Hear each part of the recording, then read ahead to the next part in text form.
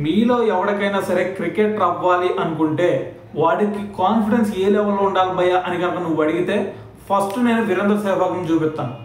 ఎందుకు భయ్యా అనే డౌట్ నీకు రావచ్చు, దాని గురించి చెప్తున్నా విను. మనకి ముల్తాన్ వేదికగా వీరేంద్ర సెహ్వాగ్ పాకిస్తాన్ మీద ట్రిపుల్ సెంచరీ చేశాడు, గుర్తుందా?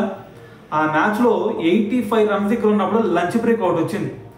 లంచ్ బ్రేక్కి వెళ్ళాడు, తిన్నాడు. దాని తర్వాత వచ్చి సౌరవ్ గంగూలీ పక్కన కూర్చున్నాడు. సౌరవ్నే ఒకటే అడిగాడు, దాదా నేను ఇప్పుడు 85 రన్స్ దగ్గర ఉన్నాను, మరి నన్ను ఇక్కడ నుంచి సింగిల్స్ ఆడమంటావా, నా ధనాదాన్ని ఇన్నింగ్స్ ఆడమంటావా అని చెప్పేసి ఒక క్వశ్చన్ అడిగాడు. దానికి సౌరవ్ ఏం చెప్పాడు తెలుసా, ఇక్కడ నుంచి నువ్వు స్ట్రైక్ రొటేట్ చేయి చాలు అన్నాడు. అయితే ఒకటే ఫిక్స్ అయ్యాడు, ఇవన్నీ తెగే అవరం కాదు, నేను చెప్తున్నా విను. నేను ఎప్పుడైతే 95 రన్స్ రీచ్ అవుతానో 6తో 100 కంప్లీట్ చేస్తా. దాని తర్వాత ఎప్పుడైతే 195 రీచ్ అవుతానో మళ్ళీ 6తో 200 కంప్లీట్ చేస్తా. మళ్ళీ ఎప్పుడైతే 295 రీచ్ అవుతానో మళ్ళీ 6తో ట్రిపుల్ సెంచరీ కంప్లీట్ చేస్తా అని చెప్పేసి వెళ్ళాడు బయటికి. మరి వెళ్ళిన తర్వాత చేశాడా లేదా అంటే డిట్టో ఏదైతే చెప్పాడో అదే చేసి చూపించాడు.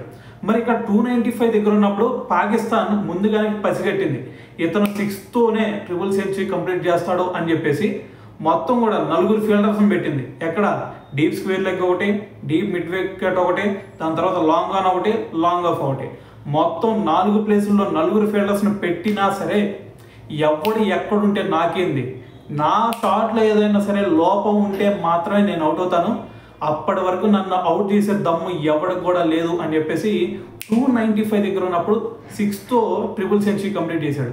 సో దీన్ని బట్టి అర్థం చేసుకోండి వీరేంద్ర సెహ్వాగ్ కాన్ఫిడెన్స్ లెవెల్ ఏ రేంజ్లో ఉండిద్ది అనేది.